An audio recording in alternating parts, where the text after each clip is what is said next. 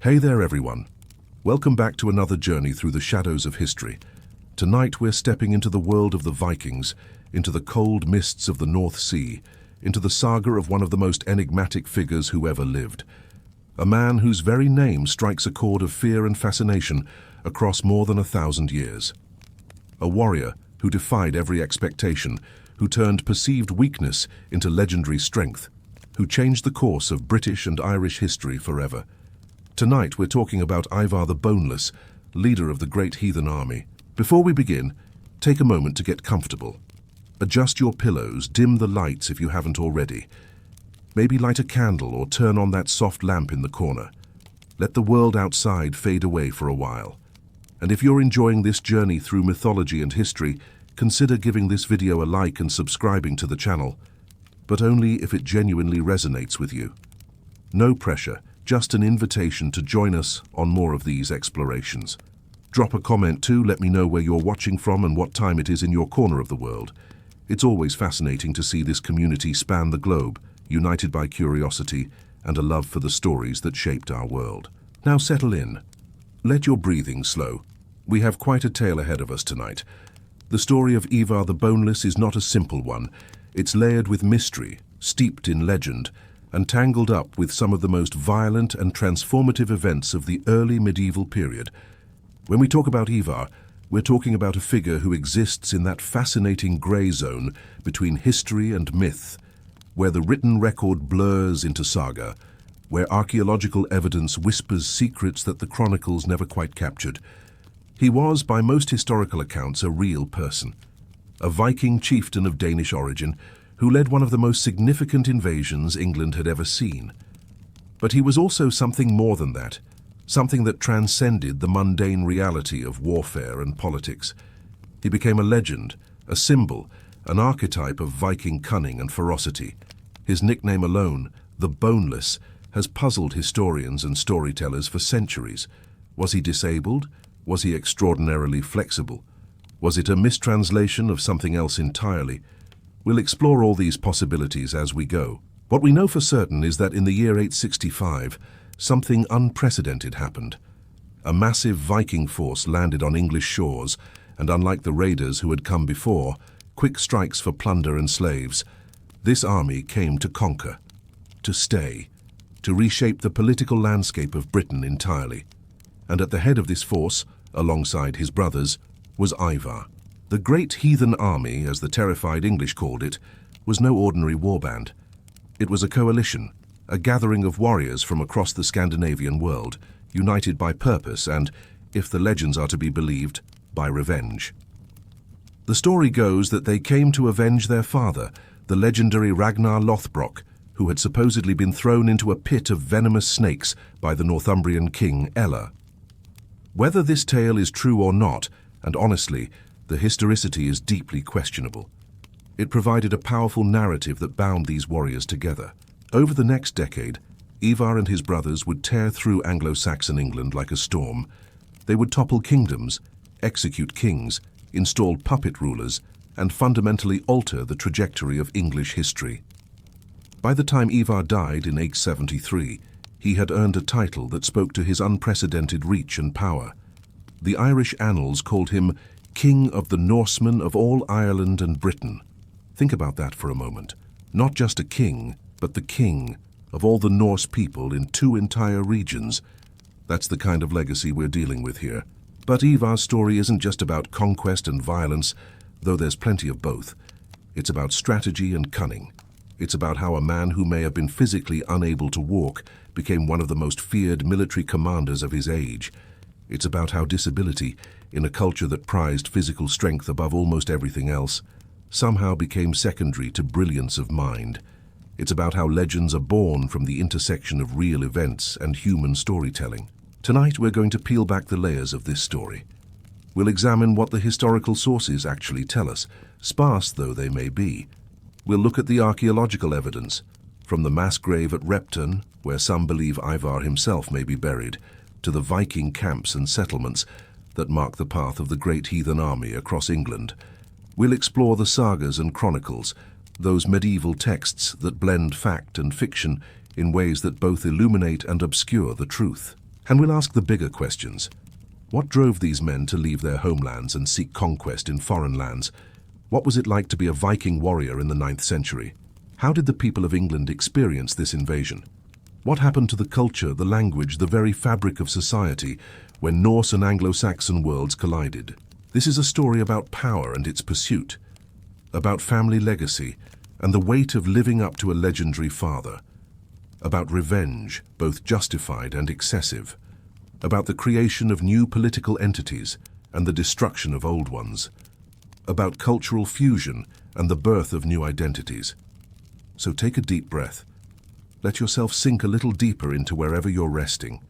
We're about to journey back more than 1100 years to a world of long ships and shield walls, of blood eagles and burial mounds, of kings and warriors whose names still echo through history. Let's begin with the world Ivar was born into, the world of the Vikings in the 9th century. To understand Ivar the Boneless, we first need to understand the world that created him. The 9th century was a time of tremendous upheaval and transformation across Europe. The once mighty Carolingian Empire, which had briefly unified much of Western Europe under Charlemagne, was fragmenting. The British Isles were a patchwork of competing kingdoms, none strong enough to dominate the others. And in the north, in Scandinavia, something was stirring. The Viking Age, as historians call it, had begun in earnest toward the end of the 8th century. The exact reasons why Scandinavian peoples suddenly began launching raids across Europe are still debated, but several factors likely contributed.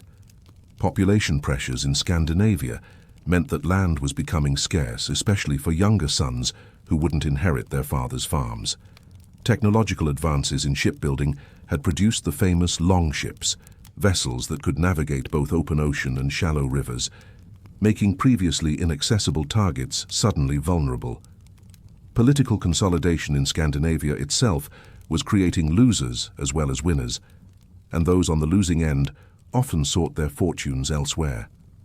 And then there were the monasteries.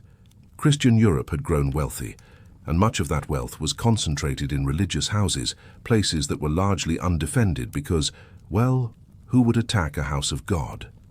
The Vikings would, that's who, because they weren't Christian, at least not yet, and they saw these rich monasteries not as sacred spaces, but as treasure troves ripe for plunder. The raid on Lindisfarne in 793 is often marked as the beginning of the Viking Age in England. A monastery on an island off the Northumbrian coast, Lindisfarne was home to some of the most important religious scholarship and art in Europe. When the Vikings struck, they killed monks, destroyed priceless manuscripts, stole everything of value, and left the survivors to spread tales of Norse brutality. The Anglo-Saxon Chronicle, one of our primary sources for this period, records the event with horror. Strange portents preceded it, the chronicler claims: fiery dragons in the sky, whirlwinds, flashes of lightning, and famine. Then came the heathens, and the blood of saints flowed.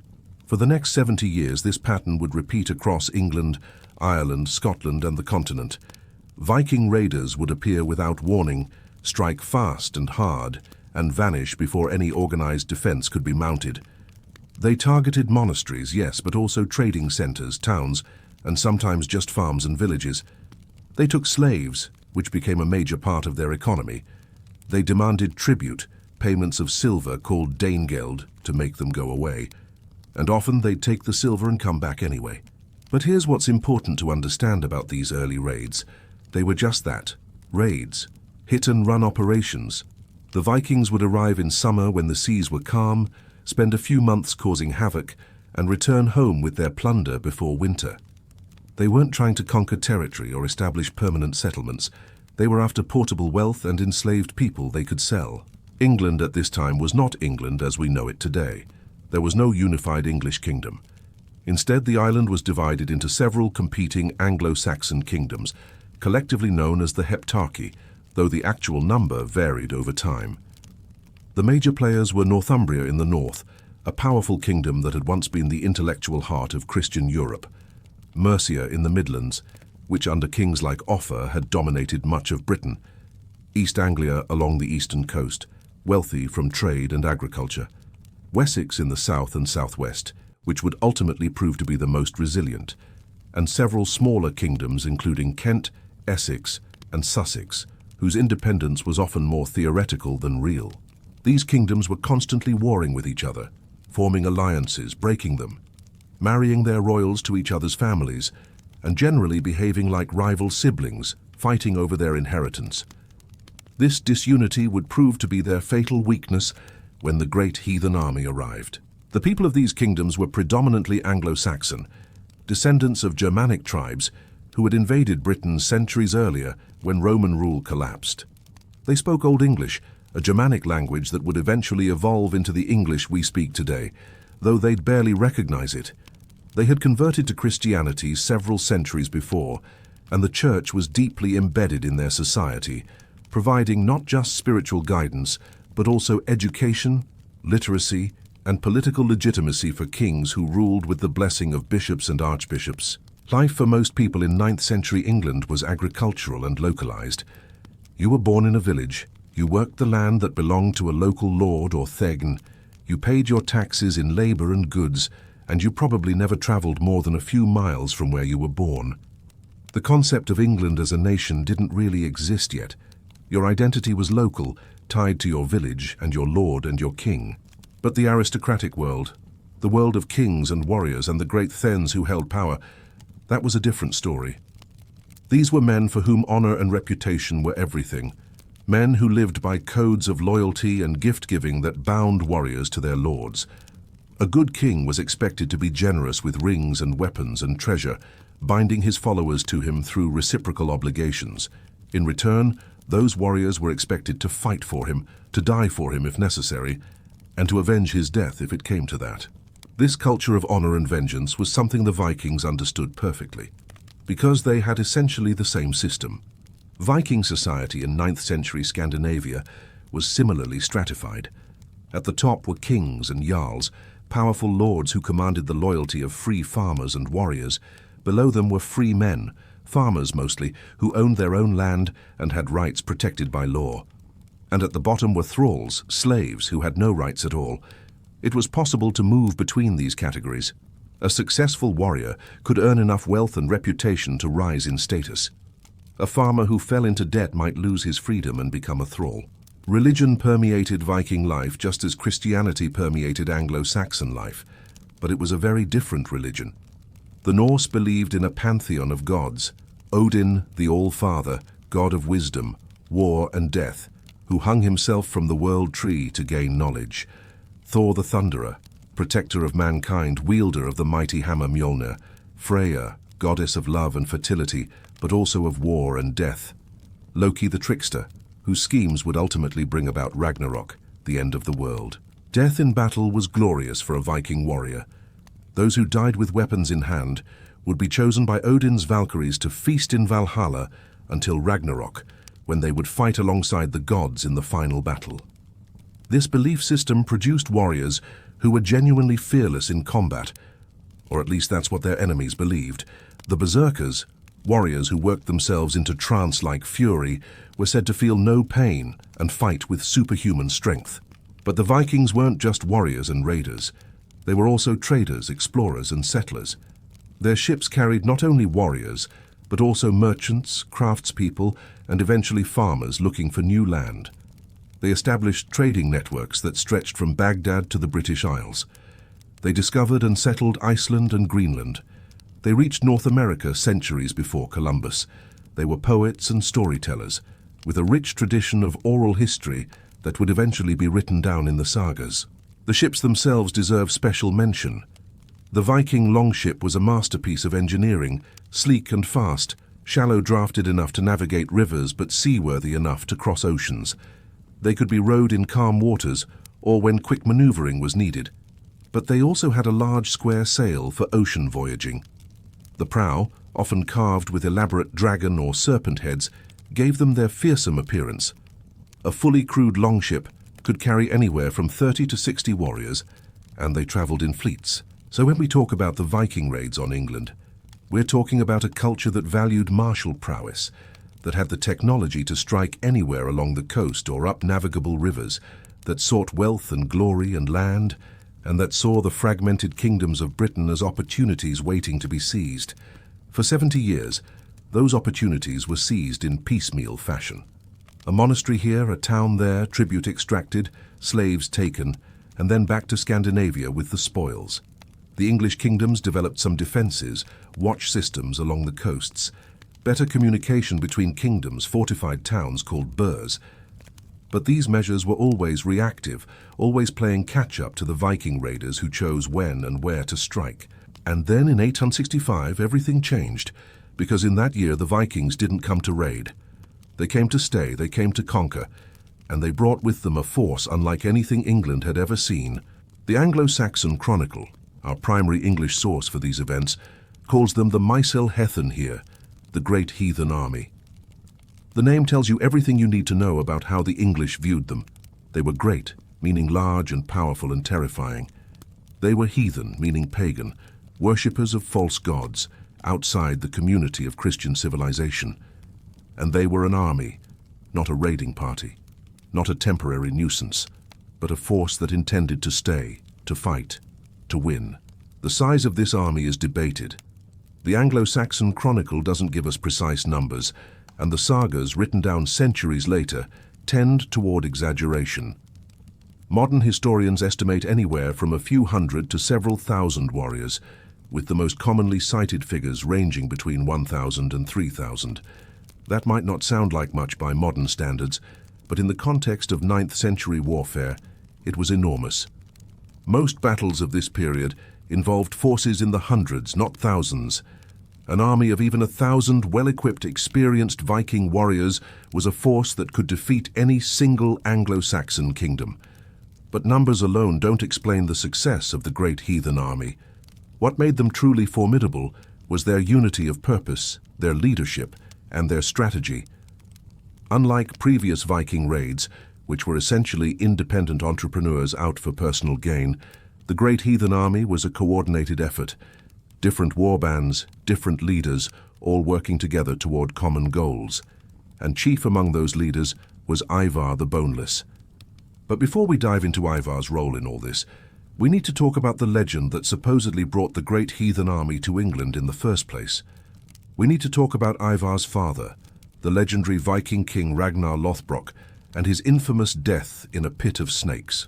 Ragnar Lothbrok, Ragnar Hairy Breeches, Ragnar Lothbrok, however you spell his name, and medieval sources spell it many different ways, is one of those figures who straddles the line between history and legend so completely that separating fact from fiction becomes almost impossible.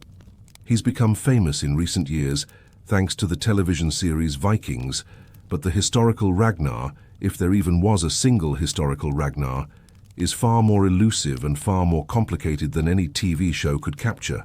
The sources that mention Ragnar are varied and often contradictory. The Norse sagas written down in Iceland in the 12th and 13th centuries, several hundred years after the events they describe, tell elaborate tales of his exploits. The Anglo-Saxon Chronicle mentions Viking leaders by name occasionally, but doesn't specifically mention Ragnar. Continental sources, chroniclers recording events in Francia, mention a Viking leader named Ragnar, who led a famous raid on Paris in 845. Irish annals mention various Viking kings, some of whose names might correspond to Ragnar or his sons. The problem is that Ragnar, or some version of the name, was a common Norse name. It's entirely possible that multiple Viking leaders named Ragnar, active at different times and in different places, were later conflated into a single legendary figure. It's also possible that there was a particularly famous Ragnar whose real exploits formed the kernel of the legend, and then other stories accreted around that core like layers of pearl around a grain of sand. What the sagas tell us is this. Ragnar was a Danish king, son of Sigurd Ring, descended from the gods themselves. His first wife was the shield maiden Lagertha, a fierce warrior who fought beside him. His second wife was Thora, whom he won by slaying a dragon that guarded her father's hall, and for this deed he earned the nickname Lothbrok, which may mean hairy breeches or shaggy breeches, supposedly referring to the protective garment he wore when fighting the dragon. After Thora's death, he married Aslaug, daughter of the legendary hero Sigurd the Dragon Slayer and the Valkyrie Brynhilda. With these wives, Ragnar fathered many sons, and it's these sons, real or legendary, who tie directly to our story. From his marriage to Aslaug came several sons who would become legendary in their own right. Ivar the Boneless, Bjorn Ironside, Hvitserk, also known as Halfdan, Sigurd Snake in the Eye, and according to some sources, Ubba. The saga called The Tale of Ragnar's Sons provides the most detailed account of how Ivar supposedly became boneless. It's a strange tale, soaked in the supernatural atmosphere that pervades these Norse stories. According to the saga, Ragnar had been away in England on a raiding expedition. When he returned home to Aslaug, she warned him that they must wait 3 nights before consummating their reunion. Aslaug, you see, was gifted with prophetic visions, and she foresaw that if Ragnar did not heed her warning, the child conceived that night would be born with a terrible affliction. But Ragnar, perhaps drunk on victory, perhaps simply too eager after his long absence, refused to wait. That night, Aslaug conceived Ivar, and when the child was born, the prophecy came true. His legs were malformed, his bones weak or absent entirely. The sagas describe him as being unable to walk, having to be carried into battle on a shield. Now we have to be careful here. The sagas love this kind of poetic justice, this idea that the hero's flaw comes from his own hubris, from not listening to wise counsel. It's a narrative device, a way of explaining physical disability as divine punishment or the working out of fate. Whether any of this is historically true is essentially unknowable. What we can say is that the tradition of Ivar having some kind of physical disability is old and consistent across multiple sources, which suggests that maybe, just maybe, the historical Ivar did have some condition that affected his mobility. But we're getting ahead of ourselves. Back to Ragnar. The legend of Ragnar's death is as dramatic as his life supposedly was, and this is the story that, according to the sagas, motivated his sons to assemble the Great Heathen Army and invade England. The story goes like this. Ragnar, always hungry for glory and new conquests, decided to raid England again. But this time, perhaps due to age, perhaps to simple bad luck, his expedition went wrong. He landed in Northumbria, where he was defeated in battle and captured by King Ella. Now Ella had heard of Ragnar's reputation, knew him to be a dangerous and powerful enemy. So rather than simply execute him or hold him for ransom, Ella chose a method of execution designed to send a message. He had Ragnar thrown into a pit filled with venomous snakes. The saga called Krakumal, which means the Lay of Kraka, Kraka being another name for Aslaug, presents Ragnar's death as a moment of defiant poetry. As the snakes bit into his flesh, as the venom coursed through his veins, Ragnar composed verses recounting his glorious deeds, his battles, his victories, his life of adventure and honor. The poem is remarkable, a warrior's boast in the face of death, each stanza beginning with, "We struck with our swords," recounting various battles and raids. In the final stanza, as death approaches, Ragnar speaks his most famous lines, words that would echo through Viking legend and, according to the story, spur his sons to vengeance. The exact translation varies, but it goes something like this. How the little piglets would grunt if they knew how the old boar suffers. The piglets, of course, were his sons, and grunt they would indeed.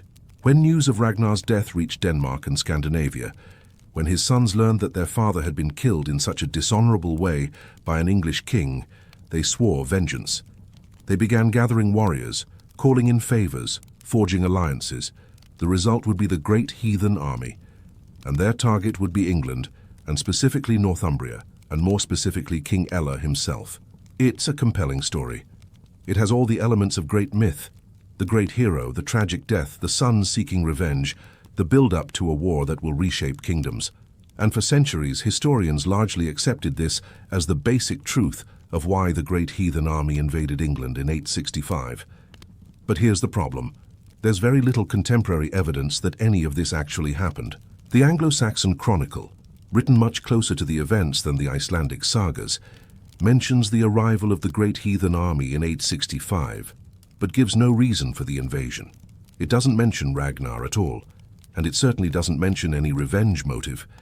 When it does record the death of King Ella in 867, it simply states that both he and the rival King Osbert were killed in battle at York. No mention of torture, no mention of the Blood Eagle, no mention of Ragnar's supposed earlier execution, nothing.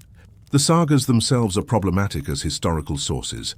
They were written down 200 to 300 years after the events they describe, in a place, Iceland, that was far removed from the action. They blend historical events with legendary material freely, making no distinction between what actually happened and what makes for a good story. Characters from different time periods get conflated. Supernatural events are presented alongside mundane ones. Chronology is often confused or deliberately manipulated to create better narrative flow. So did Ragnar Lothbrok exist? Probably in some form. There are enough references in enough different sources to suggest that there was a Viking leader of that name, or something close to it, active in the mid-9th century. The raid on Paris in 845, which multiple reliable sources attribute to a leader named Ragnar or Reginherus, probably happened. Some successful Viking leader or leaders were probably named Ragnar, and over time their deeds got combined into a single legendary figure. Did Ragnar die in a snake pit at the order of King Ella? Almost certainly not. First, there's no mention of it in any contemporary English source, and you'd think the execution of a major Viking leader would merit some mention.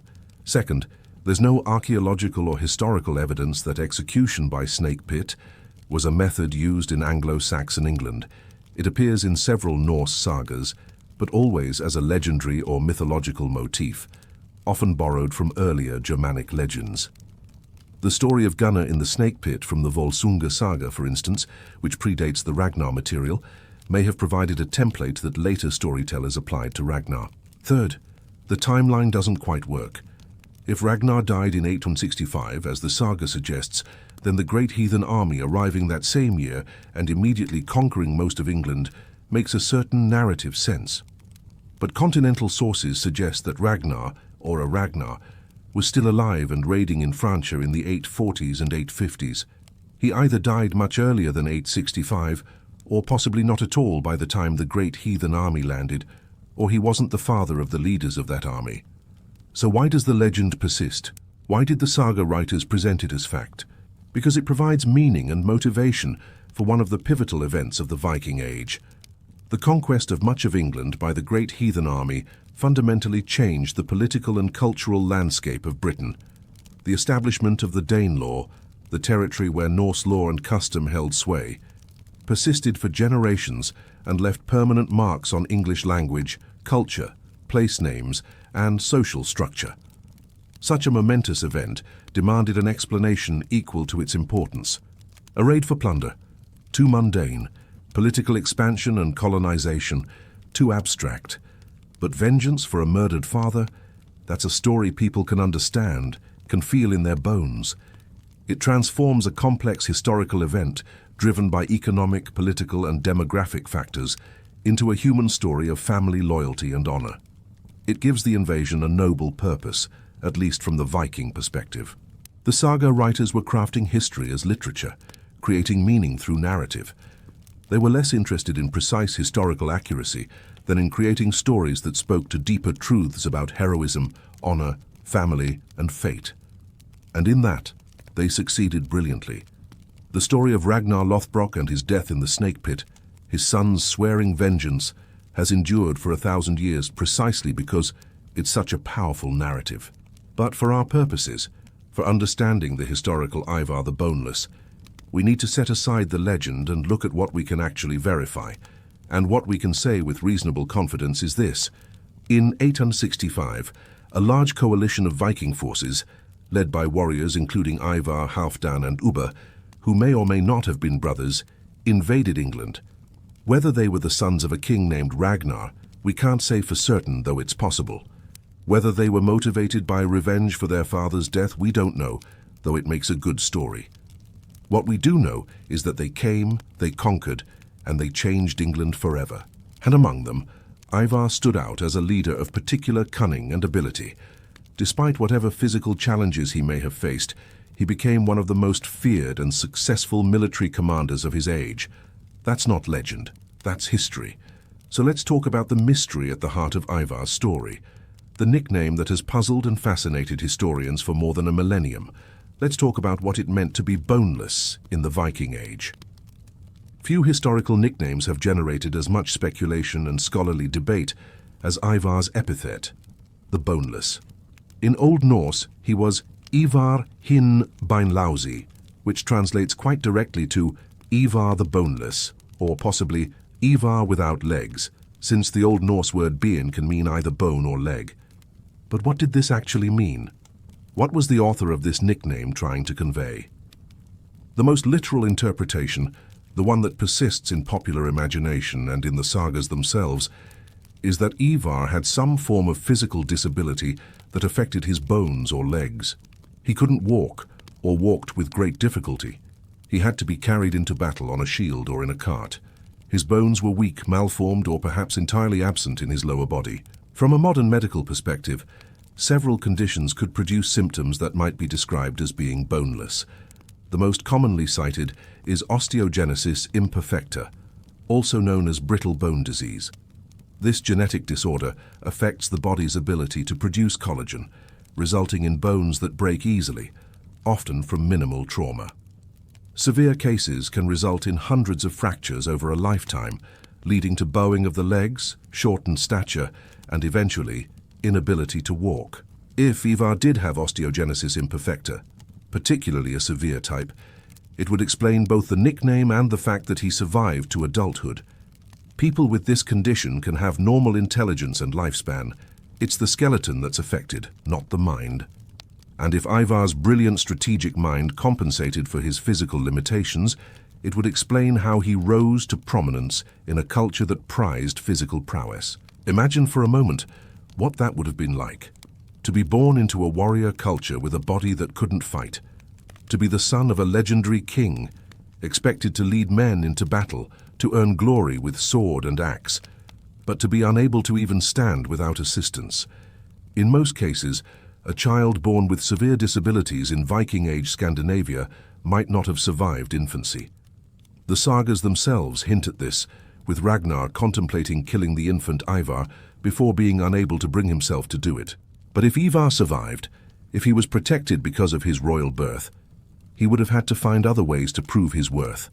Cunning instead of strength, strategy instead of personal combat prowess, political acumen instead of battlefield heroics.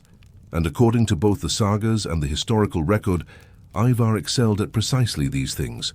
The sagas consistently portray Ivar as the smartest of Ragnar's sons. While his brothers are brave and strong and sometimes reckless, Ivar is the planner, the thinker, the one who sees 3 moves ahead. He's described as wise beyond his years, as having a mind that could encompass complex strategies that his brothers couldn't grasp.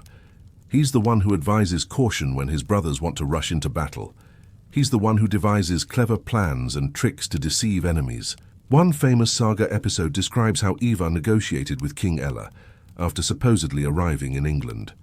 Knowing he couldn't defeat Ella in open battle at that moment, Ivar asked for only as much land as he could encompass with an ox hide. Ella, amused by this modest request, agreed. Ivar then took the ox hide and cut it into the finest strips, creating a rope so long it could encircle a large fortification, which he then claimed as his own.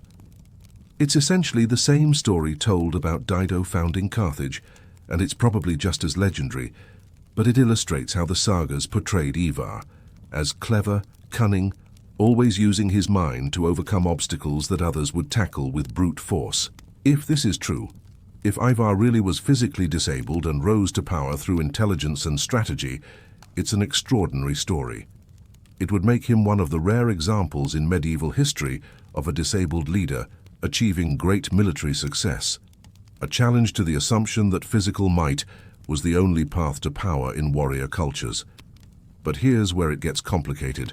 Not all scholars accept the literal interpretation of boneless. Some historians argue that the nickname might refer to something else entirely. One theory suggests that boneless was a mistranslation or misunderstanding that crept in when Latin-writing chroniclers tried to render Old Norse nicknames into their own language. The Latin word exosus means hated or detestable, and it's been suggested that Ivar might have been called the Hated, which a scribe unfamiliar with Old Norse could have confused with exos, a form that could be interpreted as without bone. This theory has some problems, though. First, There's no evidence that Ivar was ever called the Hated in any Norse source. Second, the Old Norse sources themselves use beinlausi, which is pretty unambiguous. It's not a Latin invention. The Norse themselves called him this. Another theory, and this one has gained some traction, is that boneless was actually a compliment referring to his flexibility, agility, or perhaps his fighting style. Just as we might call someone spineless to mean they're cowardly, or having no bones to mean they're incredibly flexible, maybe boneless meant that Ivar was unusually agile, that he could twist and bend in combat in ways his opponents couldn't predict. Perhaps he was double-jointed, hypermobile, able to contort his body in ways that seemed almost inhuman. This interpretation would fit with descriptions in some sagas of Ivar being carried on a shield, but still participating in battle, perhaps fighting with a bow from a seated position. Archery was a perfectly respectable way for a Viking to fight, and a skilled archer could wreak havoc on enemy formations from a distance. If Ivar couldn't engage in the shield wall, the close-quarters melee combat that was the center of most Viking battles, he could still command from a vantage point and contribute to the fighting with arrows. There's also a more delicate theory that boneless might have referred to impotence, to sexual dysfunction. Some sources describe Ivar as having no interest in women, as being unable or unwilling to father children. In medieval literature, masculinity and sexual potency were often linked, and a warrior who couldn't perform sexually might be mockingly called boneless, lacking that essential bone of masculine identity. This interpretation is harder to evaluate because, frankly, we have almost no reliable information about Ivar's personal life. The historical record doesn't mention children for him, but that's not unusual. The records are sparse for everyone, and children often went unrecorded unless they themselves achieved fame. The Norse dynasties that claimed descent from Ivar, particularly the Uí-Ímair dynasty in Ireland, trace their lineage through him, which suggests he did father children, or at least that later generations wanted to claim he did. The impotence theory also seems to rely on a reading of certain saga passages that may not mean what modern translators think they mean. Old Norse sexual and gender terminology is complex, and what seems like a clear statement in translation might be much more ambiguous in the original. So we're left with uncertainty, multiple theories, each with some evidence, none definitively proven. The historical Ivar the Boneless remains elusive, hidden behind the fog of limited sources and medieval storytelling conventions. But here's what we can say. The nickname stuck. Whatever it originally meant, it became central to Ivar's identity. In a culture where nicknames were common and often described some defining characteristic, the Boneless marked Ivar as distinct, as other, as different from the standard model of a Viking warrior. And whether that difference was physical disability, unusual fighting style, or something else entirely, Ivar apparently made it work. He turned whatever boneless meant into a source of identity, and ultimately into legend. His contemporaries remembered him by that name. The Irish annals, writing about events in their own time, used the Norse name Ímar for him, and the Irish never seem to have translated or explained the nickname, suggesting they either didn't know its origin or didn't think it mattered compared to his actual deeds. Because at the end of the day, Ivar the Boneless was defined not by whatever physical characteristics the nickname described, but by what he accomplished. He was a conqueror, a kingmaker, a founder of dynasties. He changed the map of Britain and Ireland. He terrified his enemies and inspired his followers. He died with the title King of the Norsemen of all Ireland and Britain, a title no Viking had held before and few would hold after. The mystery of his nickname is fascinating, but it's almost a sideshow to the main event. The main event is what Ivar and the Great Heathen Army did when they landed in England in 865.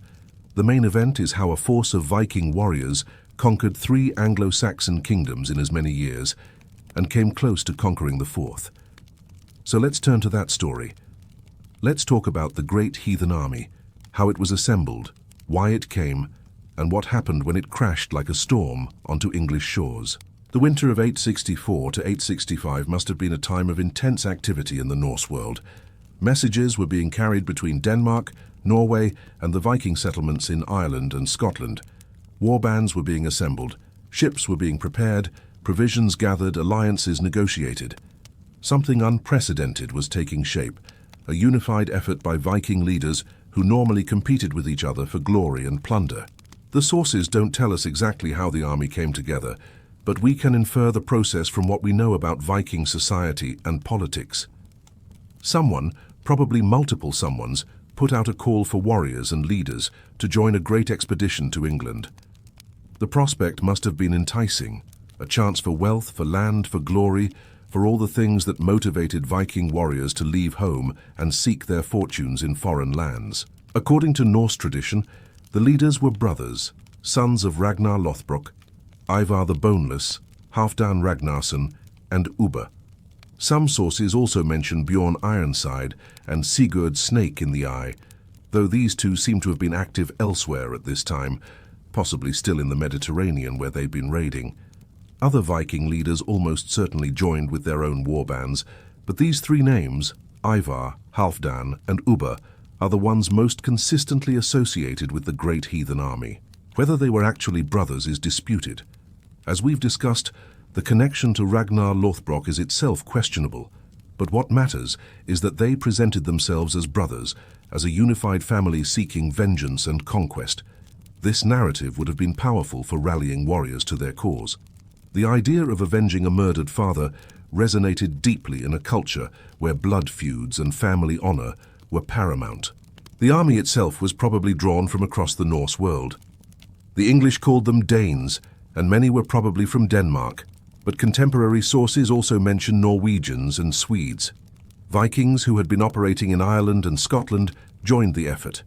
Some may have been recent converts to Christianity, others devoted pagans.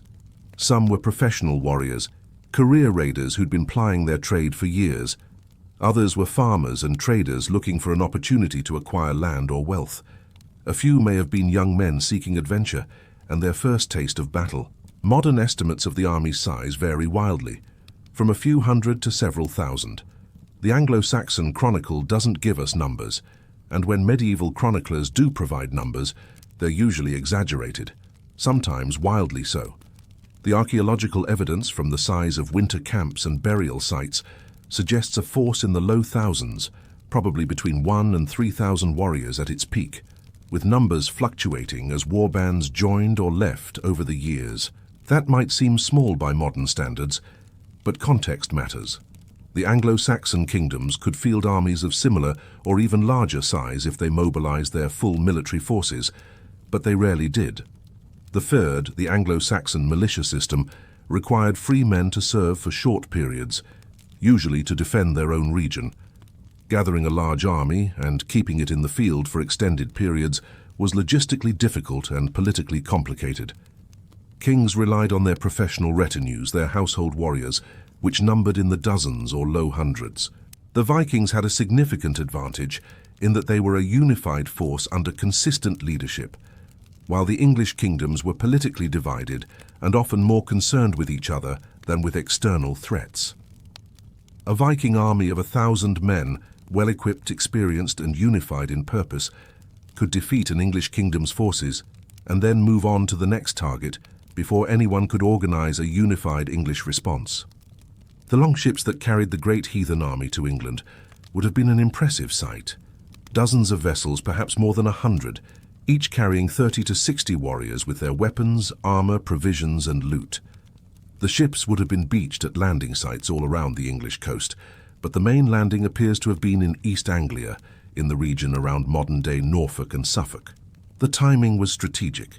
They arrived in autumn of 865, late enough in the season that the English wouldn't be expecting a major raid, early enough that they could establish winter quarters before the worst weather set in.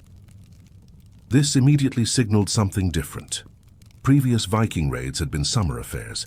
These Vikings weren't planning to leave when the weather turned cold. They were planning to stay. The Anglo-Saxon Chronicle records their arrival tersely. In this year, the heathen army came to East Anglia, and there they took up winter quarters, and the East Anglians made peace with them. That peace probably wasn't offered freely. King Edmund of East Anglia, facing a massive Viking force he couldn't immediately defeat, bought them off. The Chronicle mentions that the East Anglians provided the Vikings with horses, a detail that seems minor, but was actually crucial to everything that followed. Vikings are famous for their ships, but in England, much of the conquest happened on horseback. The Vikings used their longships to reach England and to navigate rivers, but once inland, they needed mobility. Horses allowed them to move quickly, to strike before defenders could prepare, to escape before reinforcements arrived. The Vikings essentially became a mounted army, using horses for transportation, but dismounting to fight on foot in the traditional Norse style. This tactical innovation, borrowed from the English themselves, transformed the Vikings from raiders who could strike along coasts and rivers into a force that could operate anywhere in the country, and King Edmund of East Anglia had just provided them with the means to do so. The Vikings spent the winter of 865 to 866 in East Anglia, probably based around Thetford. They didn't immediately attack their hosts, though that would come later. Instead, they used the time to consolidate their forces, gather intelligence about the political situation in England, and plan their campaign. The East Anglians, having bought peace with tribute and horses, hoped the Vikings would move on in spring, preferably to bother someone else. But Ivar and his co-leaders had no intention of simply raiding and leaving. They'd come to conquer, to carve out territory, to establish permanent Norse rule in Britain. East Anglia had served as their entry point and base of operations, but their real target lay to the north. Northumbria, the kingdom where King Ella supposedly ruled, where Ragnar supposedly died, was in turmoil. The kingdom was embroiled in a civil war between Ella and a rival claimant named Osbert. Both claimed the throne, both had factions supporting them, and neither could fully defeat the other. It was the perfect target for invasion, a wealthy kingdom weakened by internal strife, unable to present a unified defense. In November of 866, the Great Heathen Army struck north. They marched out of East Anglia, possibly following the old Roman roads that still crisscrossed the English countryside, heading toward the jewel of Northumbria, the city of York. York, ancient Eoforwic to the Anglo-Saxons, had been a major Roman city. Its walls, though crumbling in places, still stood. It was the ecclesiastical centre of northern England, home to an archbishop and several important churches. It was a trading hub, a political centre, and a symbol of Northumbrian power. If the Vikings could take York, they would effectively decapitate the kingdom. The city fell on All Saints' Day, the 1st of November, 866. The Anglo-Saxon Chronicle records it with brutal simplicity. In this year they took up winter quarters in York. No details about the battle if there was one. No description of how the Vikings breached the walls or fought their way through the streets. Just that stark fact. York had fallen to the heathens. The ease of the conquest probably reflects the disarray in Northumbria. With Ella and Osbert fighting each other, the city may have been inadequately defended, or perhaps factions within the city betrayed it to the Vikings, hoping to gain advantage in the civil war. Whatever the reason, the Vikings now controlled the most important city in northern England. King Ella and his rival Osbert, finally realizing the existential threat they faced, put aside their differences. They gathered their forces and marched on York, attempting to retake the city and drive out the invaders. It was a desperate move, but they had little choice. Letting the Vikings hold York meant surrendering the kingdom without a fight. The battle took place on the 21st of March, 867, nearly 5 months after the Vikings had taken the city.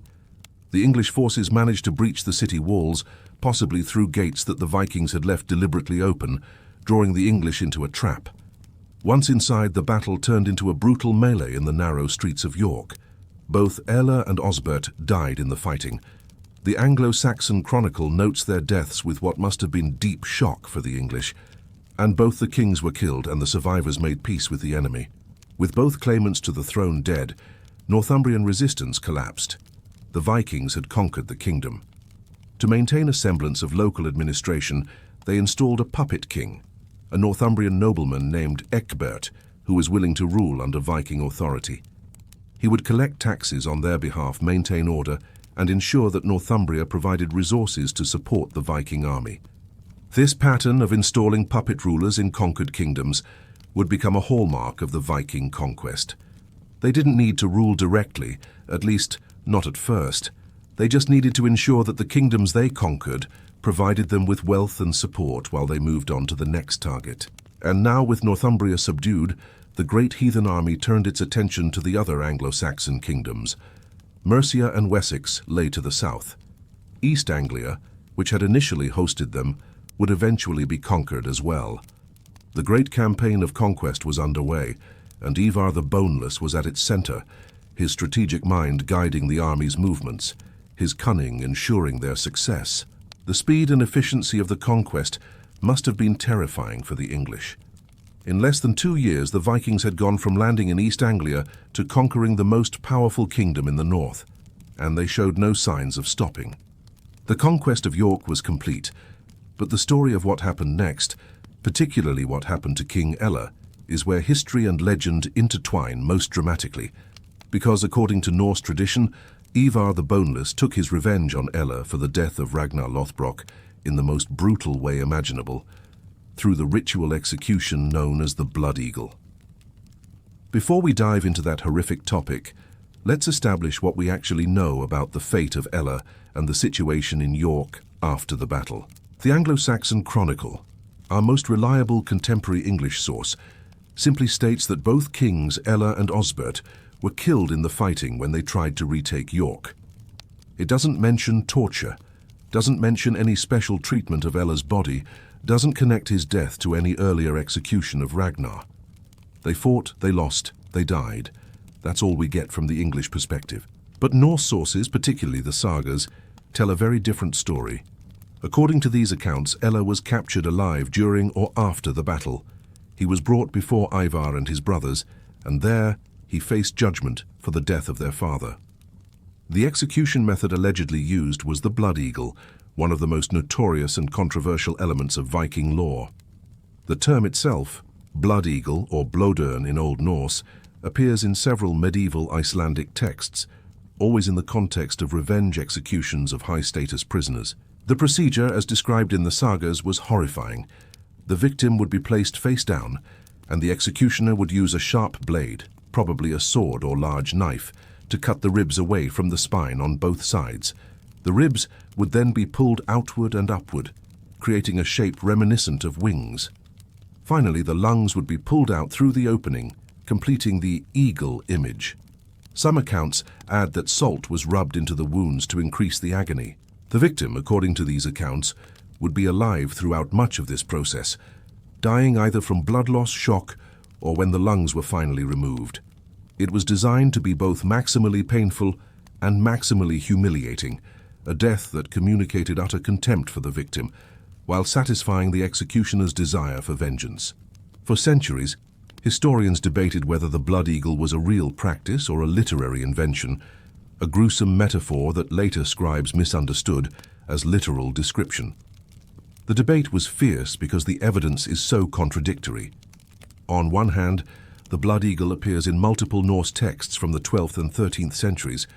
The earliest known mention is in the Orkney Inga saga, which describes Earl Torf Einar performing a blood eagle on Halfdan Longleg, son of Harold Fairhair in the late 9th century.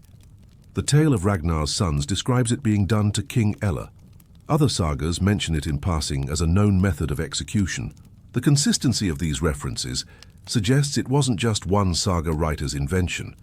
Multiple authors, working independently, referenced the practice in similar ways. They treated it as something their audiences would understand, not something that needed extensive explanation. On the other hand, there's no contemporary evidence that it ever actually happened. No Anglo-Saxon or Frankish chronicles mention it, which is odd because they were generally very interested in recording Viking atrocities. There's no archaeological evidence, no bodies showing signs of having undergone this procedure, though to be fair, detecting it in skeletal remains would be extraordinarily difficult, given that many of the soft tissues involved would have decayed. Moreover, the very possibility of the procedure was questioned. Could it actually be done on a living person? How long would the victim survive? Was the description in the sagas even anatomically feasible? Recent scholarship has approached this question from a new angle, interdisciplinary studies combining historical analysis with medical expertise. A team of anatomists, medical scientists, and historians collaborated to examine the blood eagle from a scientific perspective, and their findings are fascinating. They concluded that yes, the blood eagle as described in the sagas is anatomically possible, though it would require considerable skill and knowledge of human anatomy. However, the victim would die very quickly, probably within minutes, from shock, blood loss, or collapsed lungs. Any attempt to reshape the ribs or remove the lungs would be performed on a corpse, not a living victim.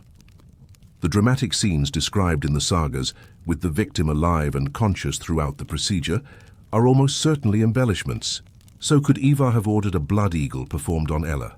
Possibly. The ritual could have been done, though whether it was done, and whether it was done specifically to Ella, remains uncertain. What we can say is that the story served an important purpose in the Norse tradition. It provided closure to Ragnar's story, and established Ivar and his brothers as men who would go to any length to avenge their family. Whether the blood eagle was literal truth, metaphorical description of severe corporal punishment, or complete fiction, it became part of Ivar's legend. He was not just a conqueror, he was an avenger, a son who had fulfilled his filial duty in the most dramatic way possible. The story elevated him from successful warlord to mythic hero, from historical figure to the stuff of saga. But let's return to the historical reality of post-conquest Northumbria. With Ella and Osbert dead, with a puppet king installed, the Vikings now controlled a kingdom that stretched from the Humber River in the south to the Firth of Forth in the north. This gave them a secure base of operations, access to resources and manpower, and most importantly, credibility. They weren't just raiders anymore. They were conquerors, overlords of a major English kingdom. This changed how other kingdoms viewed them and how they negotiated. The Vikings had demonstrated that they could not just win battles, but could topple kingdoms and remake political landscapes. York itself became the beating heart of Viking power in Britain. The city, which the Norse called Jorvik, would remain under Viking control for generations. It became a major trading centre, connecting Scandinavia with the Irish Sea, the continent, and beyond. Archaeological excavations in York have revealed extensive evidence of the Viking period: workshops, houses, graves, artifacts showing the blending of Norse and Anglo-Saxon cultures. The street names in modern York still reflect this heritage. Stonegate, Petergate, and the famous Shambles all use the Old Norse suffix gate, meaning street, even though the modern English word gate has a different meaning. This linguistic legacy is one of the clearest markers of the deep impact the Viking conquest had on northern England. But Ivar and his brothers weren't content to simply hold Northumbria. They had a larger vision, or perhaps just an insatiable appetite for conquest. With one kingdom secured, they turned their attention south. The kingdom of Mercia, which dominated the English Midlands, was next on their list. Mercia was wealthy and powerful, though not as dominant as it had been a century earlier under kings like Offa. The reigning king, Burgred, was married to a daughter of the West Saxon royal house, which meant he had potential allies in Wessex if he needed them. In 867, fresh from their victory in Northumbria, the Great Heathen Army marched south into Mercia. They captured the town of Nottingham and established it as a winter camp, a fortified position from which they could raid the surrounding countryside and threaten the Mercian heartland. King Burgred, recognizing the existential threat, did what any sensible ruler would do: he called for help. He sent messages to his brother-in-law, King Ethelred of Wessex, asking for military assistance against the Viking invaders. Ethelred responded, bringing a West Saxon army north to join with Burgred's forces. Together they marched on Nottingham and laid siege to the town. For a moment, it looked like the Vikings might finally face a united Anglo-Saxon response that could match their own numbers and quality. But then something interesting happened. The Vikings negotiated. Rather than fight a pitched battle against the combined Mercian and West Saxon armies, Ivar and his co-leaders agreed to peace terms. They would withdraw from Mercia, returning to their base in York in exchange for the siege being lifted. This tells us something important about Ivar's strategic thinking. He wasn't interested in fighting battles he might lose, even if the victory would be glorious. He was willing to back down, to accept temporary defeat, to preserve his forces for battles he knew he could win.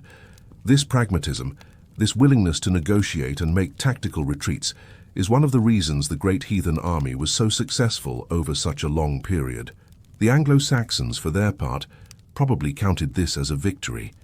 They'd driven the Vikings out of Mercia without a catastrophic battle. King Burgred could claim he'd protected his kingdom. King Ethelred could return to Wessex, having fulfilled his obligations to his ally. Everyone could go home feeling they'd accomplished something. But Ivar understood something they apparently didn't. This was just a temporary setback. The Vikings weren't leaving England. They were just regrouping, and they would be back.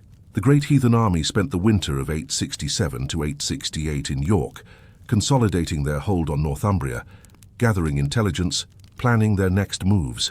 And when they moved again, they moved with devastating effect. In 869, the army returned to East Anglia, the kingdom that had initially hosted them 4 years earlier. This time they weren't looking for winter quarters and an alliance. They were coming to conquer. King Edmund of East Anglia, the same king who had provided them with horses back in 865, now had to face the consequences of that decision. He gathered his forces and marched out to meet the Vikings in battle. The location was probably near Thetford, the same place the Vikings had camped years earlier. The battle was a disaster for the East Anglians. Edmund's forces were defeated, routed. The king himself was captured. What happened next is one of the great martyr stories of English Christianity. And like many martyr stories, it's difficult to separate historical fact from later embellishment. The capture of King Edmund of East Anglia marked a turning point in both the Viking conquest and in English religious history. Because Edmund, unlike other defeated English kings who either died in battle or submitted to Viking authority, became a saint. The earliest account we have of Edmund's death comes from the Anglo-Saxon Chronicle, which simply states, "Here the army rode across Mercia into East Anglia and took up winter quarters at Thetford. And that winter King Edmund fought against them, and the Danish took the victory and killed the king and conquered all that land." Killed the king, that's all the chronicle says. But later sources, particularly the account written by Abbo of Fleury about a century after the events, tell a much more detailed and dramatic story. According to Abbo's account, based on oral tradition he collected while visiting England, Edmund was offered a choice after his capture.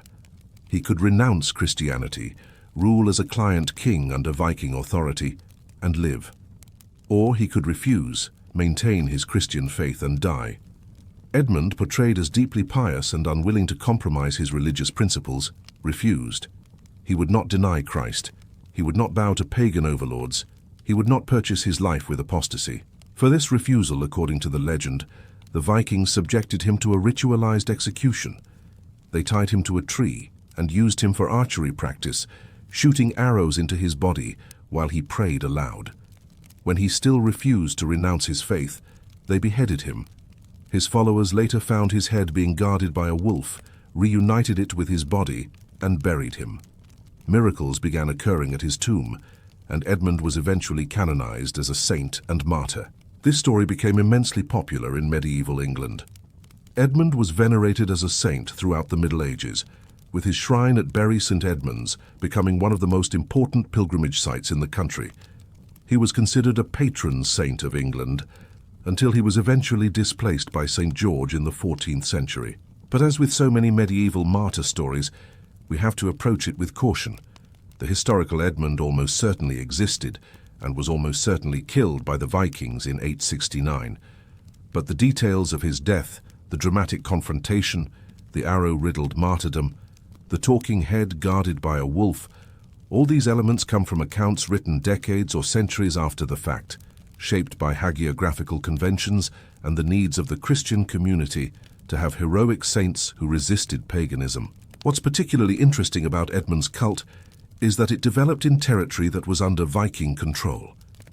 The kingdom of East Anglia, after Edmund's death, became part of the Danelaw, the region where Norse law and custom prevailed. And yet, the Vikings themselves seem to have respected and even promoted Edmund's cult. Within a generation of his death, coins were being minted in East Anglia bearing Edmund's name, and the inscription, St. Edmund the King. These weren't being made by English Christians in secret. They were official coins issued by the Viking rulers of East Anglia. Why would pagan Viking conquerors honor the Christian king they'd killed? The answer probably lies in the practical politics of conquest.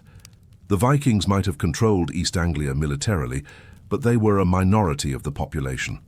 Most people in the kingdom remained Anglo-Saxon and Christian.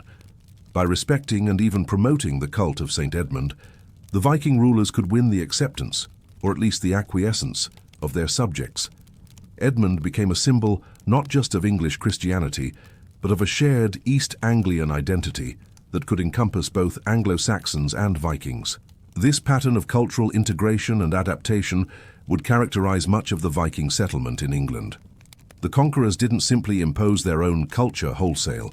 They adapted, compromised, adopted local customs, married local women, converted to Christianity over time, and created a hybrid culture that was neither purely Norse nor purely Anglo-Saxon, but something new. But I'm getting ahead of the story. In 869, with Edmund dead and East Anglia conquered, 3 of the 4 major Anglo-Saxon kingdoms had fallen to the Great Heathen Army. Northumbria, Mercia, which had bought peace but was increasingly under Viking influence, and East Anglia were all to varying degrees under Viking control. That left Wessex, the kingdom in the south and southwest of England, ruled by King Ethelred and his younger brother Alfred. Wessex was the last bastion of independent Anglo-Saxon England, and the Vikings now turned their full attention toward it. In the winter of 870 to 871, the Great Heathen Army marched into Wessex. They established a camp at Reading, where the River Kennet meets the Thames, giving them access to river transport and a defensible position. From there, they began raiding into the surrounding territory. Ethelred and Alfred responded quickly, gathering the West Saxon army and marching to confront the invaders. What followed was a series of battles, perhaps as many as 9 in a single year, that collectively are sometimes called the Year of Battles. The first major engagement was at Reading itself, where the West Saxons attempted to storm the Viking camp. The attack was repulsed with heavy losses on both sides. Ethelred himself was wounded, though not fatally. 4 days later, the armies met again at Ashdown on the Berkshire Downs. This time the result was different. In a battle that later West Saxon sources would celebrate as a great victory, the English forces broke the Viking shield wall and drove them from the field. Several Viking jarls were killed, and the Great Heathen Army retreated back to Reading. It was a significant victory, perhaps the first real defeat the Vikings had suffered since landing in England 5 years earlier, and legend claims that it was Alfred, not his older brother Ethelred, who led the charge that broke the Viking lines. Whether this is true or later propaganda designed to enhance Alfred's reputation, we can't be certain, but it's an early indication of the military talent that would later earn Alfred the epithet the Great. But the victory at Ashdown didn't end the war. 2 weeks later, the armies clashed again at Basing, and this time the Vikings won.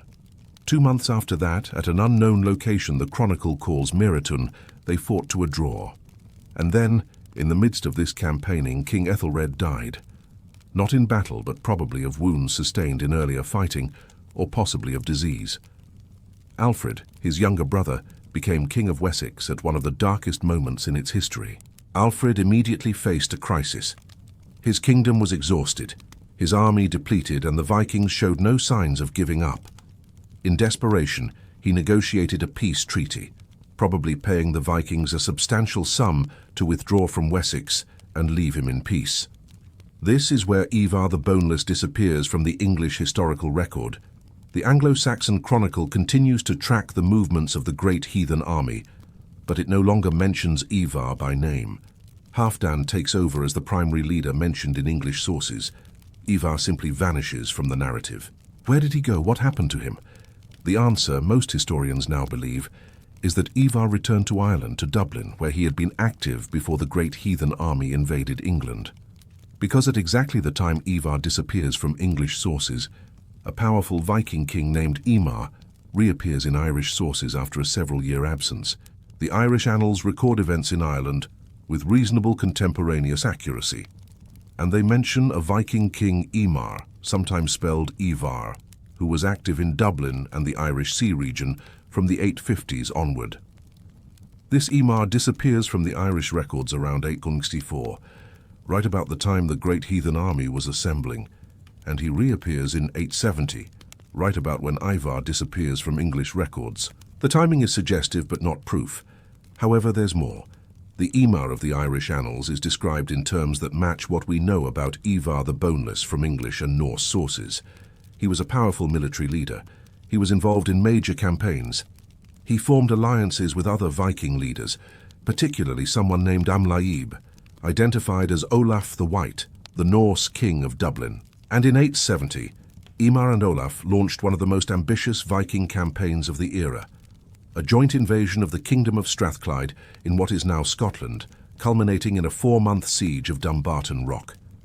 If Ivar the Boneless and Emer of Dublin were indeed the same person, and most modern scholars believe they were, then Ivar's story extends far beyond the conquest of England.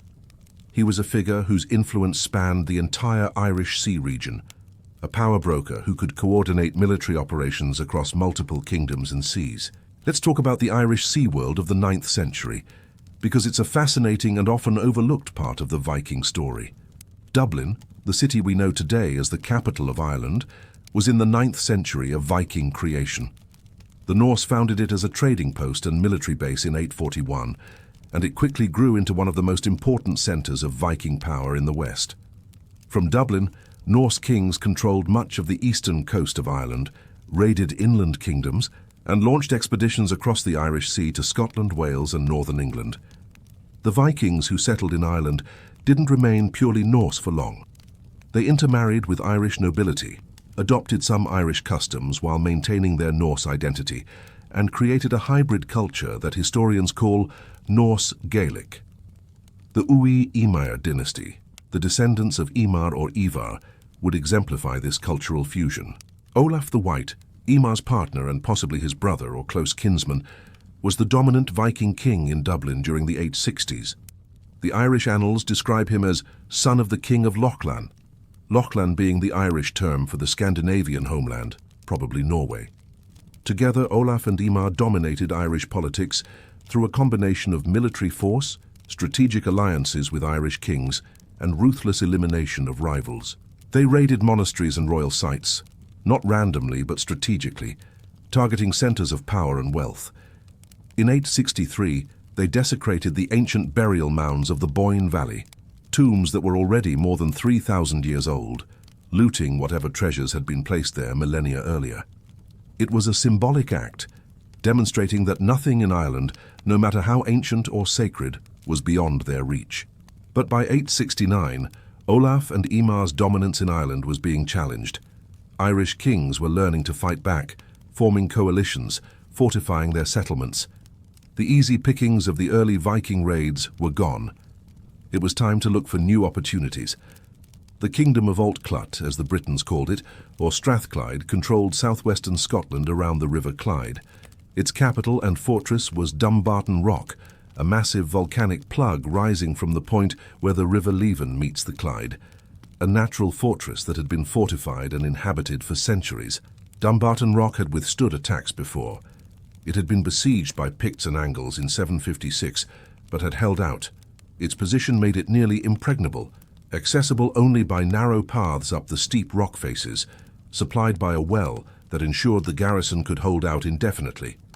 But in 870, Olaf and Emer assembled a fleet of 200 ships, an enormous force by the standards of the day, and sailed from Dublin across the Irish Sea to the Clyde. They laid siege to Dumbarton Rock. The siege lasted 4 months. Think about that for a moment. The logistical challenge of keeping an army of several thousand men fed and supplied for 4 months in enemy territory. The Vikings must have spent that time systematically raiding the surrounding countryside, both to feed their own forces and to prevent anyone from resupplying the fortress. How the siege finally ended is recorded in the Annals of Ulster.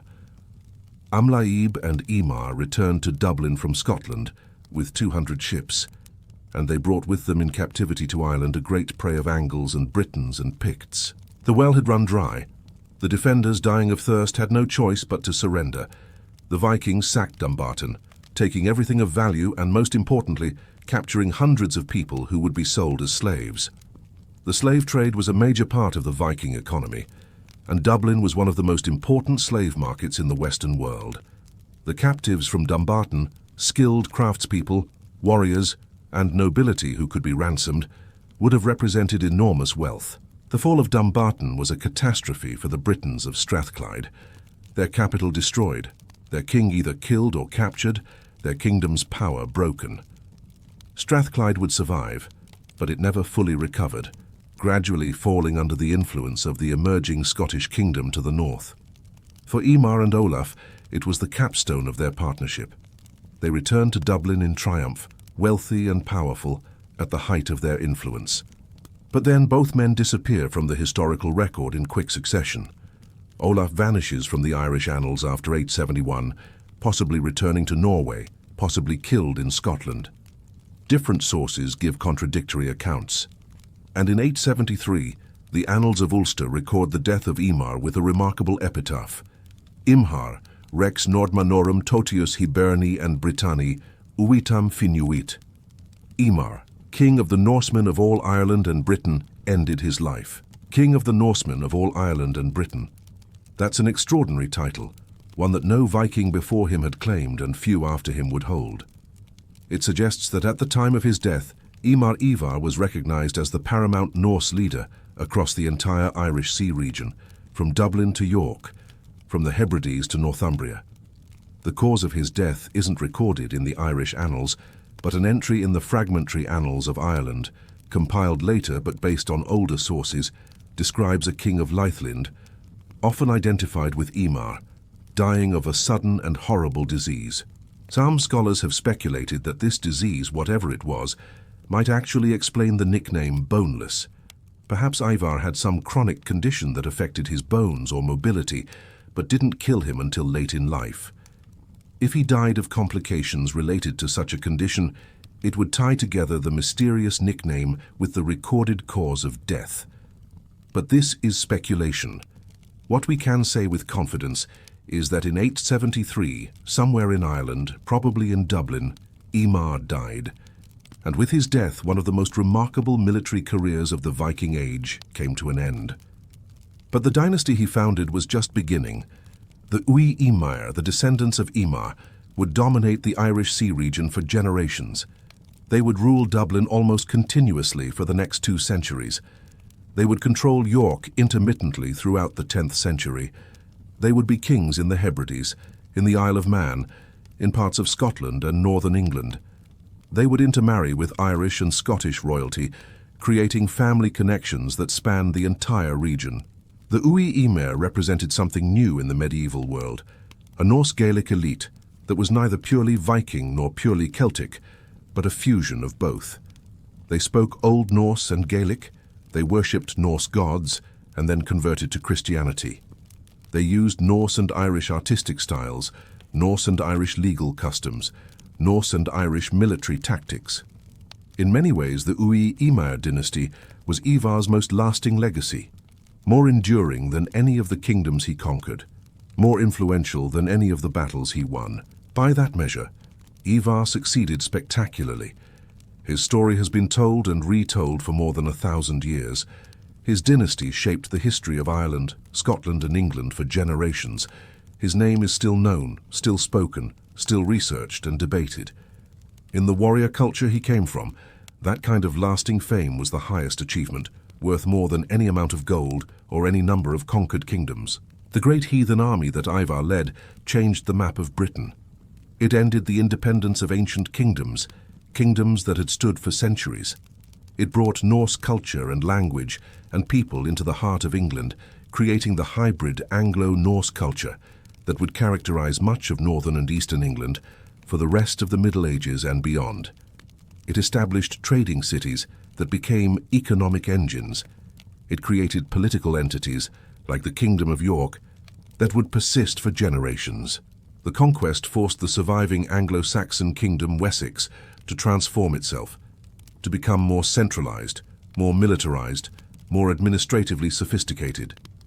In resisting the Vikings, Alfred the Great and his successors created the apparatus of a true nation-state, something that hadn't existed in England before. They built fortified towns, organized standing armies, created a navy, developed systems of taxation and administration that could support sustained military campaigns.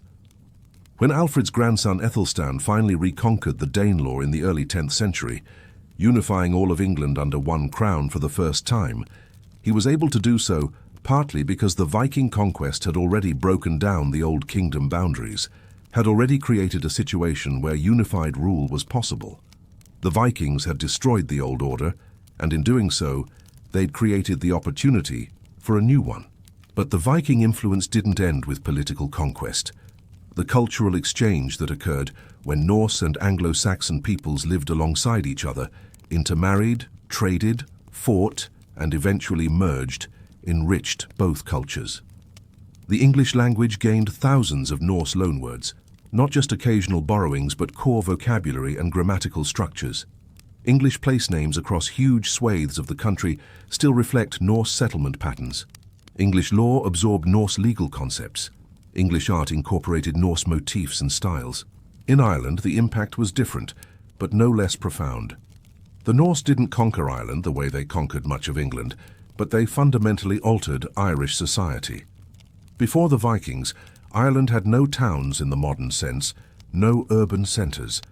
The Irish lived in dispersed rural settlements, with power centres being monastic sites and royal forts rather than cities.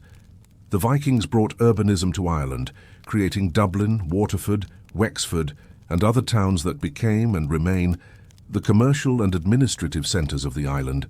Irish kings learned from the Vikings too, learning new tactics, adopting some Norse military technology and organizational methods, creating hybrid warrior bands that combined Irish and Norse elements. The Irish Sea became a zone of interaction and exchange rather than just a barrier between peoples. The Gaelic Norse culture that developed in the coastal regions and islands created traditions that would endure for centuries.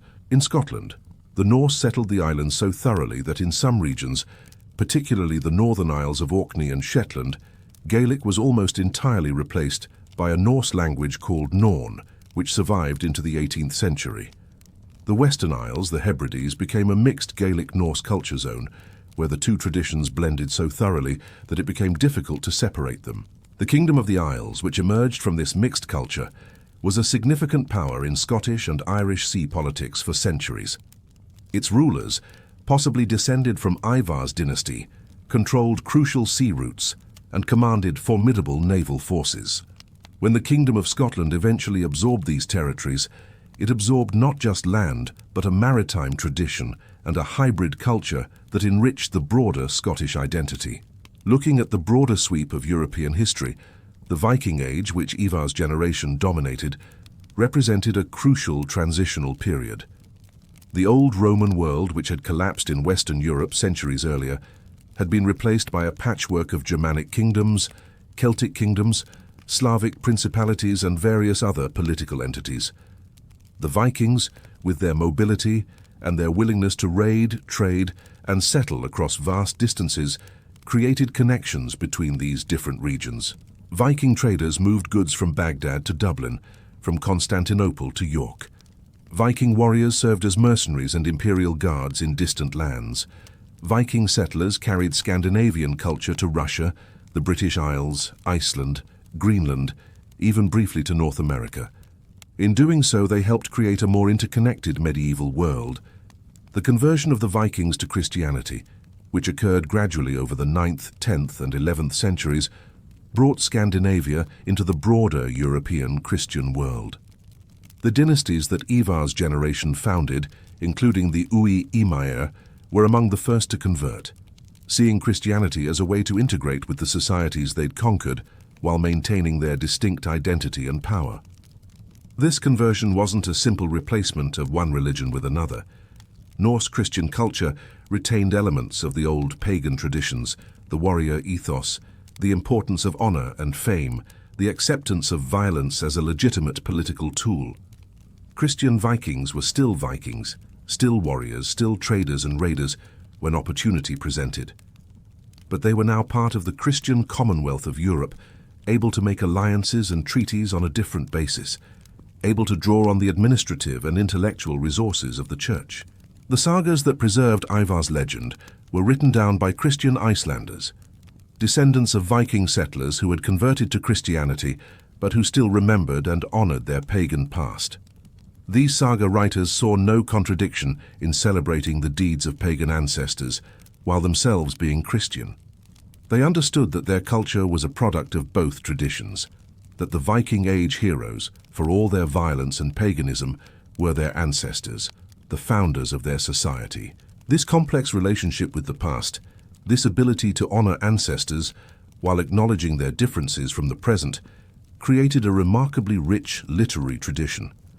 The Icelandic sagas are among the masterpieces of medieval literature, combining historical memory with literary artistry, preserving voices and stories that might otherwise have been lost. And central to many of these sagas is the story of Ragnar Lothbrok and his sons, of Ivar the Boneless and his brothers, of the Great Heathen Army and the conquest of England. These stories became foundational myths for Norse culture, explaining who they were and where they'd come from, celebrating the deeds of their ancestors while also sometimes critiquing them, acknowledging the violence and treachery alongside the courage and cunning. For modern audiences, these stories raise interesting questions about how we remember and celebrate historical figures who did terrible things by modern standards. Ivar and the Great Heathen Army killed thousands of people. They destroyed monasteries and churches, centers of learning and art. They enslaved people, tearing them from their homes and selling them in distant markets. They conquered kingdoms through violence and terror. From the perspective of the 9th century English, the Vikings were a catastrophe, the heathen army that destroyed their world. The Anglo-Saxon Chronicle, written by people who lived through these events or shortly after, conveys the fear and desperation of a society under existential threat. The prayers composed during this period beseech God for deliverance from the fury of the Northmen, treating the Vikings as a divine punishment for England's sins. But from the Norse perspective, they were warriors and adventurers seeking wealth and fame and land, following the same impulses that had driven Germanic tribes to invade the Roman Empire centuries earlier, that had driven Anglo-Saxons to invade Britain before that. They were doing what countless groups throughout history have done, using military force to take what they wanted from those too weak to resist. Neither perspective is wrong exactly. They're both true, just from different angles. The Vikings were invaders and conquerors and enslavers, and they were also traders and settlers and dynasty builders who contributed to the development of the medieval world. The Great Heathen Army was both a catastrophe and a catalyst, both destroyer and creator. Ivar himself embodied these contradictions. He was a military leader who conquered kingdoms, and also a political operator who built alliances and founded a dynasty. He was a man who probably couldn't walk, but who led armies across hundreds of miles. He was a pagan in the sagas, but possibly a Christian by the time he died, or at least someone operating in an increasingly Christian world. He was a Dane who became an Irish king, a Viking who became part of the British Isles history. The mystery of his nickname, Boneless, becomes in this context almost a metaphor for his larger story. We don't know exactly what it meant, just as we don't know exactly who Ivar was as a person. Was he disabled, impotent, extraordinarily flexible, the victim of a mistranslation? All these theories have their proponents, and we may never know which, if any, is correct. But the nickname stuck, and it made Ivar memorable. In a world full of warriors with nicknames Bluetooth and Ironside and Snake in the Eye and dozens of others, Boneless stands out. It's unexpected, ambiguous, intriguing. It made people wonder about him then, and it makes us wonder about him now. And maybe that wondering, that inability to fully pin down or define Ivar the Boneless, is the most appropriate legacy for someone who defied definition in his own time. He was a warrior who couldn't fight in the traditional way, a leader whose greatest strength was his mind rather than his body, a conqueror who won through cunning as much as through violence. He didn't fit the mold of the stereotypical Viking warrior, and yet he became one of the most successful Viking leaders of his age. That success, that ability to overcome whatever limitations he faced, whether physical or otherwise, to rise to the top of a brutally competitive warrior society, is inspiring in its own way. Not that we should celebrate conquest and violence, but that we can admire someone who refused to let perceived weakness define them, who found their own path to greatness. In our modern world, where we're much more conscious of disability and accessibility, and the ways that physical difference doesn't determine worth or capability, Ivar's story, or at least the legendary version of it, resonates differently than it might have in the past. If he really was physically disabled and still achieved what he did, he's a powerful example of human adaptability and determination. But even if the legend is entirely wrong, even if boneless meant something completely different, even if Ivar was just an ordinary Viking warrior in terms of physical ability, his story is still remarkable. He still led the Great Heathen Army. He still conquered kingdoms. He still founded a dynasty that would influence Irish and British history for centuries. He still earned a title, King of the Norsemen of all Ireland and Britain, that spoke to unprecedented power and reach. The archaeological evidence for the Viking presence in Britain and Ireland continues to accumulate. New discoveries are made regularly, new sites excavated, new artifacts analyzed. Each discovery adds to our understanding of what life was like during the Viking Age, how Norse and native populations interacted, what the economic and social realities were beyond the dramatic stories of battles and conquests. The mass grave at Repton, whether or not it contains Ivar's remains, tells us something important about Viking burial practices and beliefs, about how they honored their dead, about the importance of ritual and memory in their culture. The Viking settlement at York, revealed through extensive excavations, shows us a thriving multicultural city where Norse and English lived side by side, traded with each other, intermarried, created a hybrid urban culture. The hoards of silver coins and hack silver found across the British Isles show us the economic impact of the Viking presence, the way that plunder and tribute and trade moved wealth around, creating and destroying fortunes, funding further expeditions, connecting distant markets. The genetic studies showing Scandinavian ancestry in modern populations quantify the human legacy of Viking settlement, the fact that Ivar's warriors and their descendants became part of the genetic fabric of the regions they settled. All of this evidence, archaeological and genetic and linguistic and literary, builds a picture of the Viking Age that's far more complex and interesting than simple narratives of Viking raiders attacking helpless victims. It was a time of tremendous change, yes, and tremendous violence, but also of cultural exchange, of new cities and trade networks, of political innovation, of the creation of new hybrid identities that would shape the medieval and modern worlds. And at the center of much of this, at least in the British Isles, was Ivar the Boneless and the Great Heathen Army. Their invasion in 865 was the hinge point, the moment when Viking presence in Britain shifted from raids to conquest, from temporary impact to lasting transformation. For the people living through it, it must have felt like the end of the world. Their kingdoms were falling, their kings were dying, their churches were being plundered, their lives were being upended. The certainties of the old order were dissolving. The future was terrifying and uncertain, but for us, looking back across more than a millennium, we can see that it wasn't the end of the world. It was a transformation, painful and violent, yes, but ultimately part of the ongoing process of cultural change and development that has always characterized human history. New cultures emerge from the collision of old ones. New languages develop from the mixture of different tongues. New political entities form from the ruins of old ones. The England that emerged from the Viking Age was different from the Anglo-Saxon England that preceded it, but it was recognizably continuous with it. The English language was enriched rather than replaced. The English political structure was transformed but not destroyed. English culture absorbed Norse elements and continued. Similarly, Ireland and Scotland weren't destroyed by the Vikings. They were changed significantly, but they persisted, and the Norse elements that were introduced became part of their own continuing cultural evolution. The Uí Mhair became an Irish dynasty, not a foreign occupier. The Norse Gaels became a distinct culture, neither purely Norse nor purely Gaelic, but something new.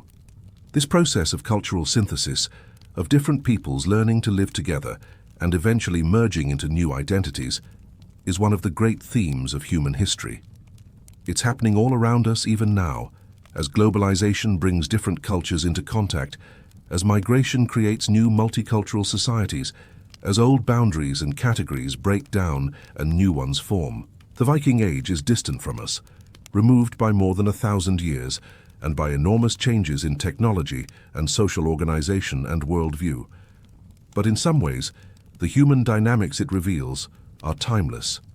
People move, seeking opportunity or fleeing danger, or just looking for something better. Cultures clash and then blend. Power shifts. New leaders emerge, sometimes from unexpected places. Change happens, often violently, but life continues, adapts, moves forward. Ivar the Boneless was part of that great churning process of history. He was an agent of change, for better and worse.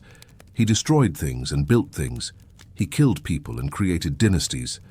He was a product of his time and culture, but he also shaped that time and culture through his choices and actions.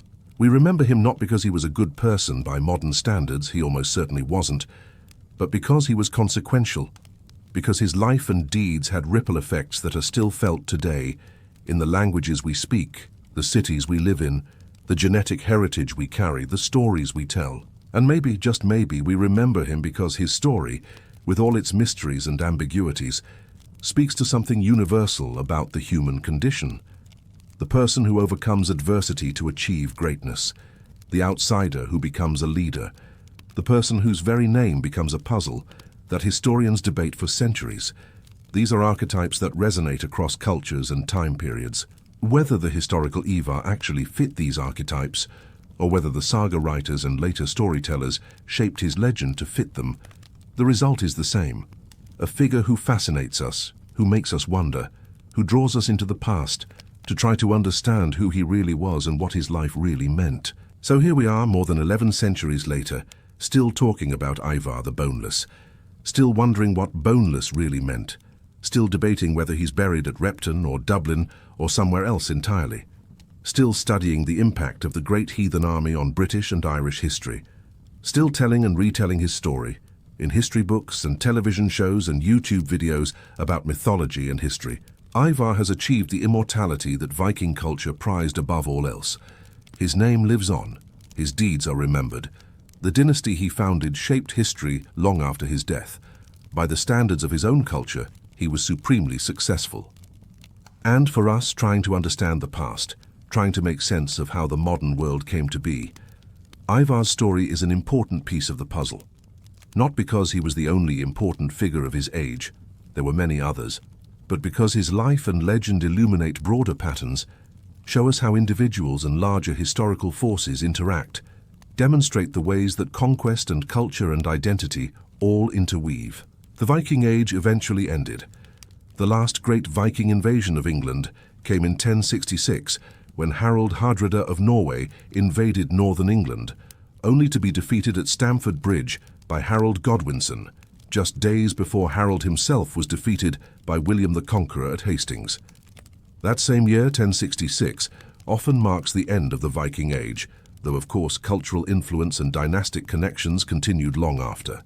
But the legacy of the Viking Age, the legacy that people like Ivar the Boneless helped create, endured. The cities they founded thrived. The trade networks they established continued. The cultural syntheses they initiated deepened over time. The genetic legacy of their settlement persisted in the populations they joined. In modern Scandinavia, the Viking Age is often looked back on with a mixture of pride and ambivalence. Pride in the achievements, the exploration, the artistic and literary traditions. Ambivalence about the violence, the raids, the slavery. Modern Scandinavians, like people everywhere, are grappling with how to relate to a past that's both inspiring and troubling. In Britain and Ireland, the Viking legacy is similarly complex. The Vikings are part of the national story, acknowledged as having contributed to the development of these nations, but also remembered as invaders and conquerors. Tourist sites at York and Dublin celebrate the Viking heritage, while also acknowledging the violence of the initial conquests. This complexity, this refusal to see historical figures and events in simple black and white terms, is probably the most honest approach. Ivar the Boneless was neither a hero nor a villain in any simple sense.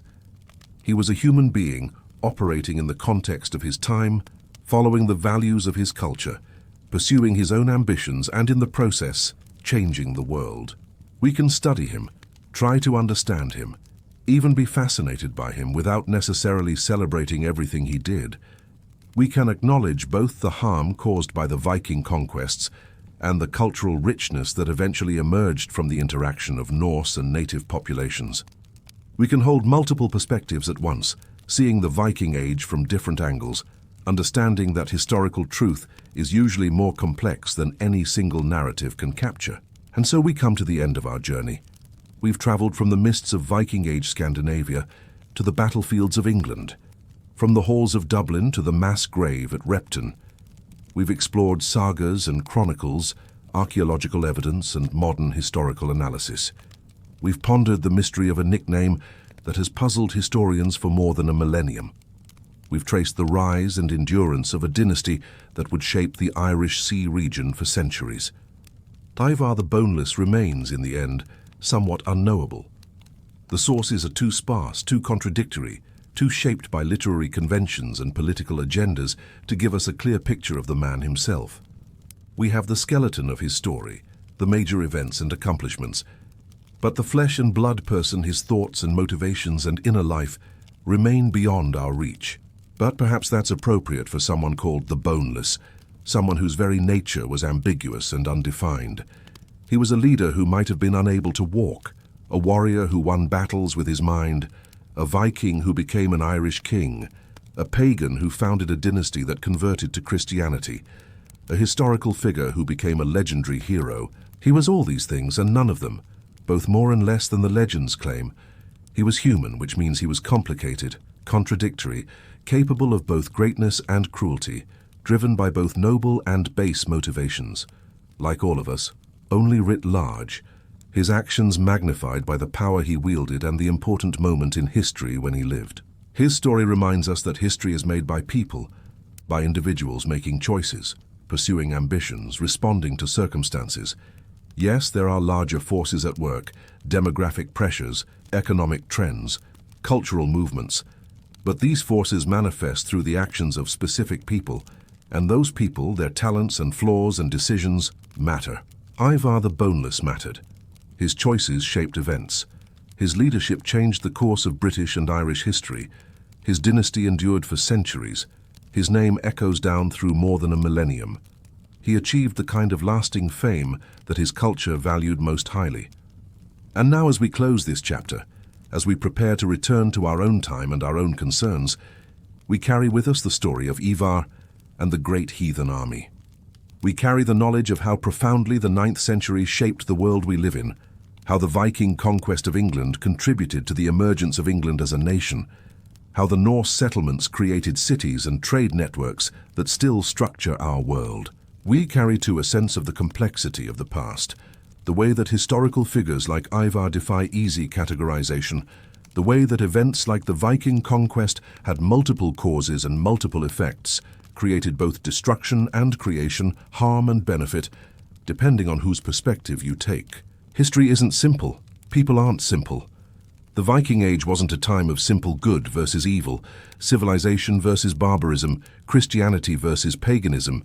It was a complex period of cultural collision and synthesis, of violence and trade, of destruction and creation, of the old world giving way often painfully to new forms and new possibilities. Ivar the Boneless lived through that transformation. More than that, he helped drive it, helped shape it, helped determine what form it would take. And for that reason, his story matters, his life matters, his legacy matters. So as you drift off to sleep tonight, as you let your mind wander through the stories and images we've explored, remember Ivar, not as a simple hero or villain, but as a complex human being who lived in a time of tremendous change, who seized opportunities and overcame obstacles, who built something that lasted far beyond his own lifetime. Remember the Great Heathen Army, that coalition of Viking warriors who changed the face of Britain. Remember the cities they founded, the dynasties they established, the cultural exchanges they initiated. Remember the people, both Norse and English and Irish and Scottish, who lived through these events, who adapted and survived and eventually created something new from the collision of their different worlds. And remember that all of us, in our own smaller ways, are part of that same ongoing process of cultural evolution and change. We are the products of countless encounters and exchanges between different peoples and cultures, stretching back through all of human history. The story of Ivar and the Vikings is just one chapter in that much larger story. but it's a chapter worth knowing, worth understanding, worth remembering. Thank you for joining me on this journey through the life and legend of Ivar the Boneless. If you enjoyed this exploration of Viking history and mythology, do consider giving the video a like and subscribing to the channel. There are so many more stories to tell, so many more figures from history and myth to explore together. Drop a comment and let me know what you thought, what surprised you, what you'd like to learn more about. Maybe you have theories about what boneless really meant. Maybe you visited York or Dublin and seen the Viking heritage for yourself. Maybe you just enjoy learning about this period of history. Whatever your interest, I'd love to hear from you. Until next time, sleep well. Dream of longships and shield walls, of kings and warriors, of a time when the North Sea was a highway and the shores of Britain and Ireland were being transformed forever. Dream of Ivar the Boneless, leading his army into history, becoming legend. Good night, everyone, and thank you for watching.